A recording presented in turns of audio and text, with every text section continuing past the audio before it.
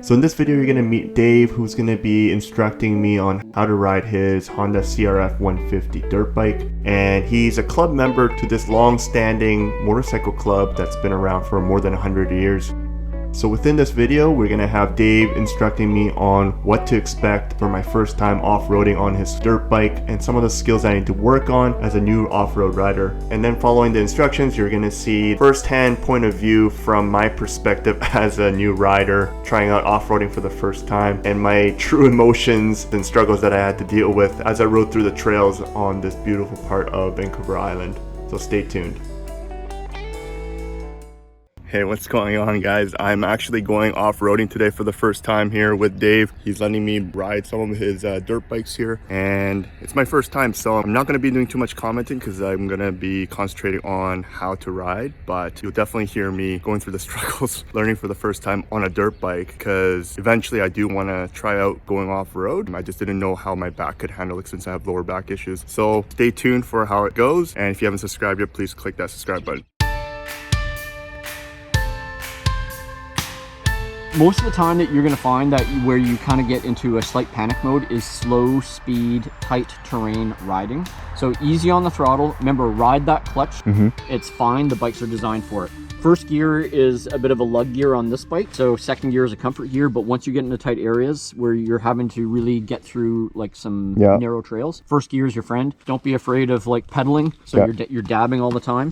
And you know about like whiskey throttle, like there's a big propensity for when you do get into trouble, people start sliding back on the seat. That is the cardinal rule that you never want to do. You want to ride forward and your nuts almost up on the gas tank. And the reason why is this is your center of gravity. If you slide back, even with your weight as a bigger guy, it has enough torque, you're going to pull the front wheel and you're going to go over. And as soon as you start moving back past the center of gravity, when you start opening the throttle, this happens.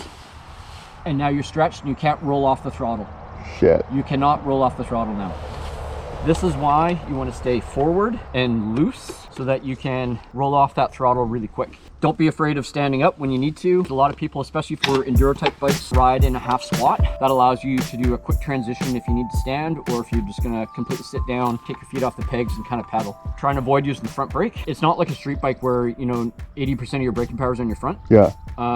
If you use 80% of your braking power on your front, you're going to lock your front and you're going to kick out because it's all loose terrain. Bigger size rocks, you want to try and avoid that because they're going to be loose. They're going to kick out. So as soon as your front tire hits it, one of two things: the rock's going to slide and your front's going to kind of move. So try and avoid that. If you're crossing a branch or a tree root on the ground, cross it at 90 degrees. If you don't cross them at 90, especially in this weather right now where everything is wet, your front wheel's just going to go like this and then you're going to go like that. So if you have no option with the 90 degrees, is it better to just dismount? No, just give her gas and get that front end unloaded. Oh, okay. I'm serious. You'll find the technique, Chris. But like as you gain more experience off-road riding, the technique on any log crossing is normally give it a bit of gas, and as long as you're in the right gear, it has enough torque, it will unload the front, and then your front wheel will bounce over it, or your front wheel will elevate and you'll go over it. Yeah, and the biggest thing, if you get into the panic mode, grab the clutch, get your feet down. You're a tall guy for this bike. You'll probably find your knees are higher, but the advantage is on a beginner bike, your triangle points are going to be down, and you'll save yourself. Roger. And then just get off that throttle. Yeah, and I think that's about it, man.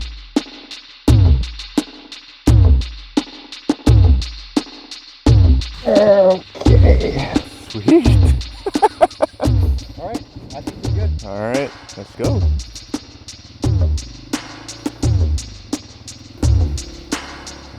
Holy fuck! It feels so light and loose. Okay. Not bad, not bad.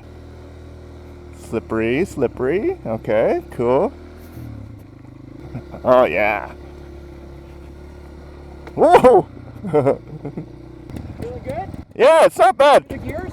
I did. I guess like the gear band is really short. It is. Yeah, like I had to go to third gear by the time I went around. Is that normal? Yeah. Okay. Yeah.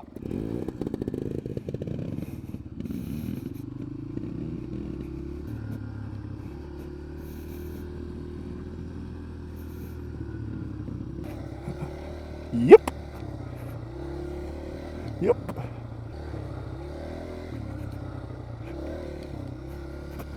Pretty sweet.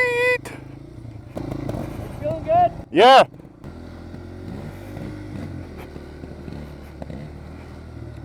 Oh shit. Huh. Ah!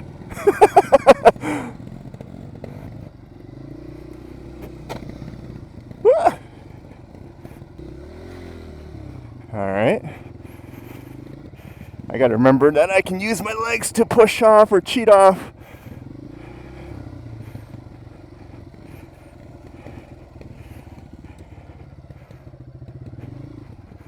Hey, this is fun. Yeah, it's pretty good. You're all good. Okay. We'll go up this other area in the rocky area, and I'll show you the other areas. What I want to do is keep riding some tight stuff so you get really good with your clutch. It'll force you to get good with your clutch. Okay.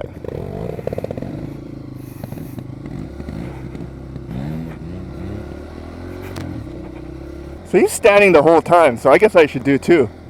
It's really hard for me to get used to standing and riding at the same time. Holy shit! I see. Find the balance point, find the balance point. Ooh, mud. Wow, look at this place. So the property goes up there. I can't climb that. What's that? I can't climb that. No, we won't do that. Oh. See this track right here where it follows these the deadfall logs? Yeah. It's a switchback. And Oh. it looks bad, it's not. Okay. But we're not going to do that yet. Okay. You'll have no problem. You'll have no problem. Okay. We're going to do some tight stuff. What is tight stuff? Yee. I can see why dirt bikes or enduros have to be taller, because this bike feels good when I'm on the road, but on off-road when I'm standing up I kind of wish I had a bigger bike. Oh, nice.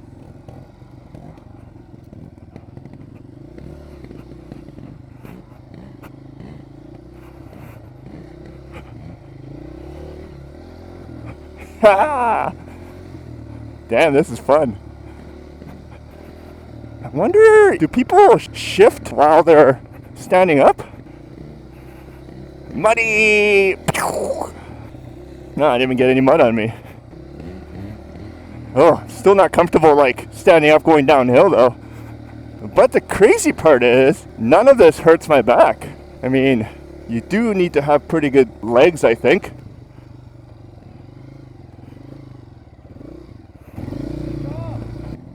Ah, he's so nice. Giving me compliments. I feel good.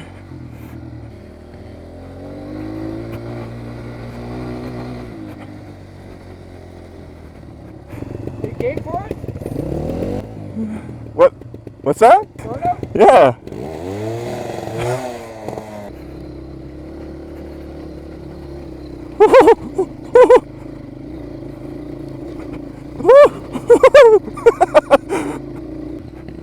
Oh boy, this is fun.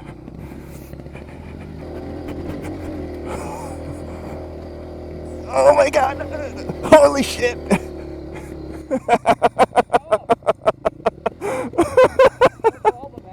Oh man. I saw those like roots and I'm like, oh shit, I gotta hit 90 degrees. Oh no, I'm slipping and I'm like fucking like using my legs. Yeah. Okay. Ah, good coach. Jesus, who goes through this? Motherfuckers. Holy. What? Fuck me, can't fucking do it. Shit. Pussy out. Oh, this is so sweet. Oh boy. So this is what all off-roading is all about. Although without a GPS, I think I'll get fucking lost. Holy shit. Oh yeah. Oh, I don't like that part. Hey.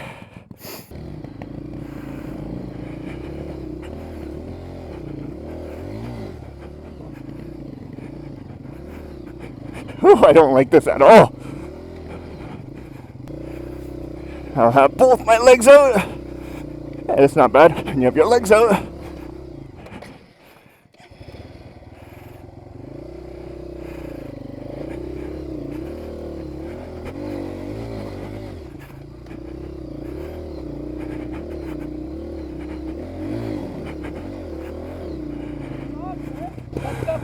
ride. That was the least amount of fun. Ride, but Okay. you did a good job. Okay. Just paddle it, Yeah. just clutch it, and Yeah. press it, Okay. and you made it. Okay.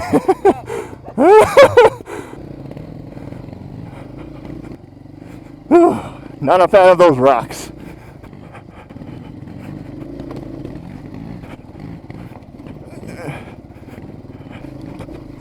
Oh yeah.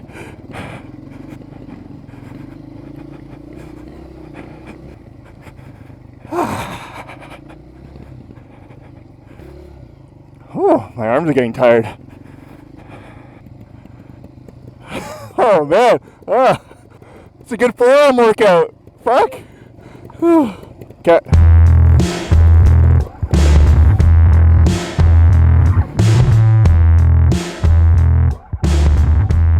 So as I wash the bike, I want to go over the afterthoughts of my first experience off-roading on a dirt bike. First and foremost, it was an absolute blast going off-road for the first time, and given that I had no experience on a dirt bike before, everything was very fresh and new to me. A few things that I noticed at the end of my ride: I didn't really have any back issues, which was a very motivating factor for me to get back on a dirt bike again. But the other things that were noticeable was that my forearms were killing me, and as well as my calves, and I definitely felt that at the end of the day. Once I got home, cracked open the beer, and sat around watching TV, and started to realize that my muscles were getting sore. But overall, I think this was a very good experience. One of the biggest things is to have a mentor like Dave to teach you the ropes. One of the biggest things that he taught me is that if you're not very familiar with the forest or trails that you're going on, don't go alone. Make sure you have a riding buddy with you. Well, hopefully you guys enjoyed my riding experience here, and I hope to share more of my first experiences with you guys on my channel. At this point, if you are still watching this and you haven't subscribed yet, please click that like and subscribe button just to help support my channel. Thanks for watching. Ride safe, ride prepared, ride on.